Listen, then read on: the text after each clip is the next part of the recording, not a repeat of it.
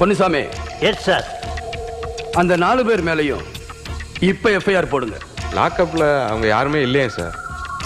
போடுங்க சார். போடியா சார்.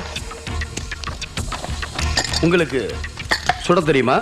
மிலிட்டரியில் இருக்கும்போது சுட்டிருக்கேன் சார். மிலிட்டரியில் வேலை பார்த்துட்டு கான்ஸ்டபிள் ஆனீங்களா? ஆமாம் சார்.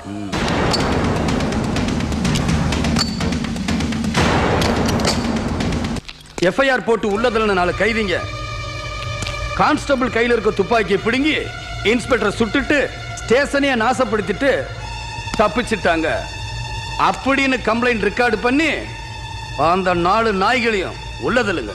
Yes sir. சுடுங்க.